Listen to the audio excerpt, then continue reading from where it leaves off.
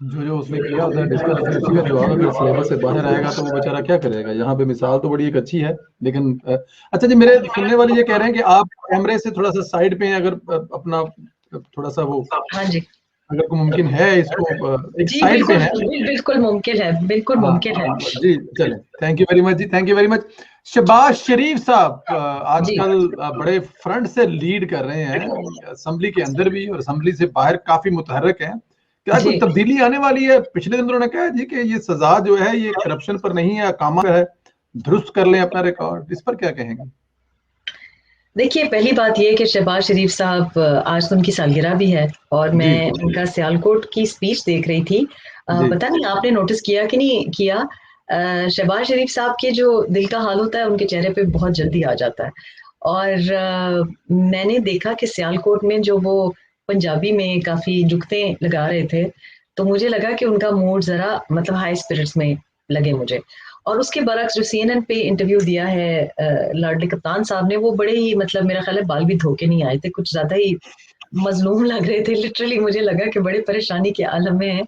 और मुझे उनकी स्टेटमेंट से ये भी लगा कि वो एक मतलब नॉट ओनली ये वाली स्टेटमेंट, लेकिन एक और जो उन्होंने स्टेटमेंट बीच में दी, उसको भी देख के ये लगता है कि वो थोड़ा सा लाने वालों को कुछ मुझे धमकियां आमेज बातें लगी। कुछ मुझे लगा कि इशारतन बात कुछ इस तरह की कर, जैसे कि जो मिलिट्री के बारे में या परवेज मुशर्रफ के बारे में जो उन्होंने बातें की, तो मुझे लगा जी कि कुछ ये धमकियां देने के मूड में दिखाई देते हैं, कुछ खुश नहीं दिखाई दे रहे थे।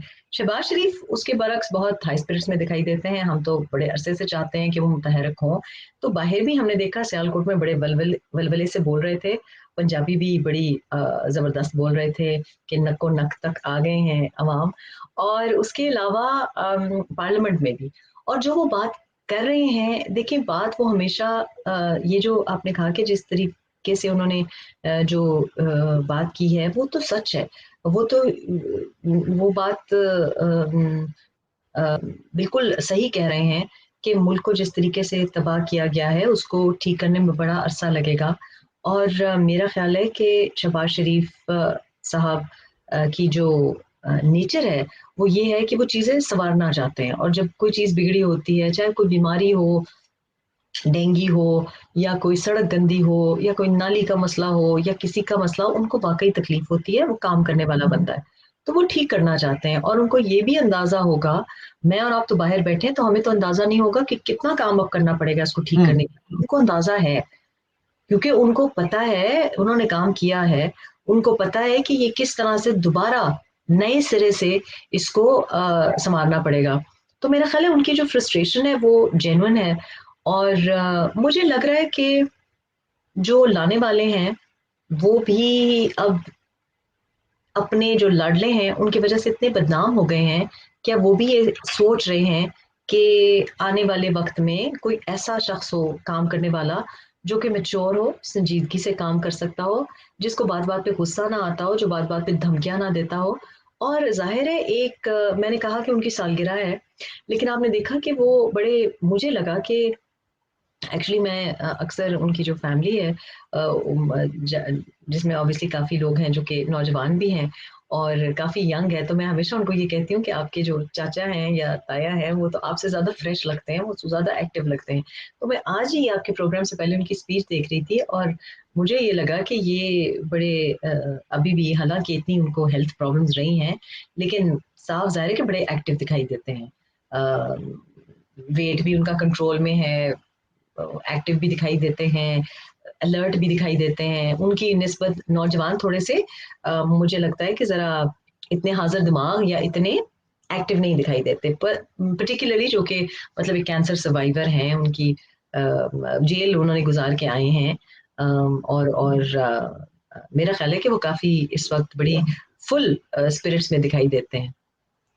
एक पेज पर है मियां मोहम्मद नवाज साहब और मियां शहबाज साहब। मियां नवाज शरीफ ही चाहते हैं कि शहबाज साहब फ्रंट से लीड करें या वक्त का तकाजा है? संदेला साहब, मैंने तो हमेशा ये बिलीव किया है कि दोनों भाई एक पेज पे ही रहे हैं और एक पेज ही पे होते हैं। एक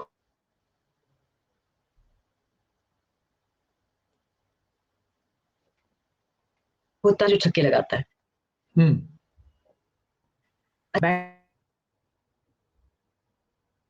बैटिंग पार्टनरशिप उसको आप पेचीदा जो बॉलर है या पेचीदा बॉल जो है उसको फेस करने के लिए छोड़ते हैं और दूसरे को आप कहते हैं कि तुम विकेट संभालो, आउट नहीं होना।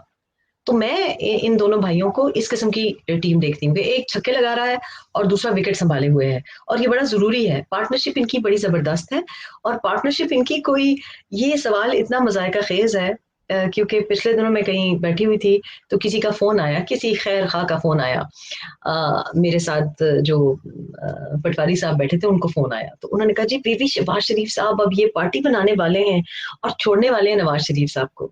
मैंने कहा सुनो और इग्नोर करो, इसलिए क्योंकि शहबाज शरीफ साहब जो कुछ भी करेंगे नवाज शरीफ साहब की सलाह मशवरा से करेंगे, और नवाज शरीफ साहब भी अगर शहबाज शरीफ कुछ कर रहे हैं ना तो मनमानी से नहीं कर रहे। मेरा ख्याल है कि दोनों एक ही सफ़े पे है और एक ही उनकी लाइन है, लेकिन ज़रूरत के मुताबिक वो आगे पीछे पोजीशंस लेते रहते हैं, ये मैं समझती हूँ।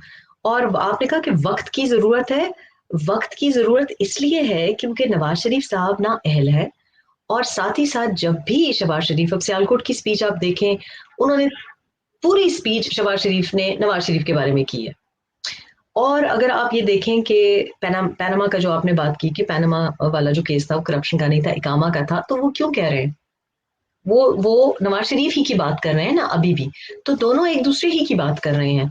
साथ ही साथ आज आपने देखा कि जो ट्वीट की है मरीम नवाज शरीफ ने सालगिरह के मौके पर, तो मुझे उनकी सालगिरह का मरीम नवाज शरीफ की ट्वीट से पता चला, और वो जो ट्वीट है वो सिर्फ एक हैप्पी बर्थडे की या सालगिरह मुबारक की ट्वीट नहीं है, वो बड़ी मुफस्सल ट्वीट है, वो बड़ी मुफस्सल ट्वीट है। और मेरा ख्याल है कि उसको उन्होंने उसमें लिखा है कि मेरे लिए वालिद साहब की जगह है, तो अगर वालिद साहब की जगह है तो इसका मतलब है कि कोई बगावत नहीं होने जा रही कहीं भी, बेटी बाप के खिलाफ तो बगावत नहीं कर सकती ना, तो सब एक पेज ही में है। लेकिन जरूरत के मुताबिक कभी किसी को फ्रंट से लीड करना पड़ता है, कभी किसी को फ्रंट से लीड करना पड़ता है। और ऐसे भी अगर सोचा जाए तो जो मुल्क को दरपेश हालात हैं, इकोनॉमी को लेके, सीपेक को लेके, अफगानिस्तान को लेके, टर्की को लेके, वो सबसे अच्छा कौन सॉल्व कर सकता है? ऐसा शख्स सॉल्व कर सकता है जिसके सबके साथ ताल्लुकात अच्छे हों और जो कि मच्योर भी हो। मतलब फॉर एग्जाम्पल बिलावल भुट्टो साहब अगर सडनली उनके ऊपर ये जिम्मेदारी आ जाए, मैं आपको मिसाल दे रही हूँ, तो वो कैसे संभालेंगे?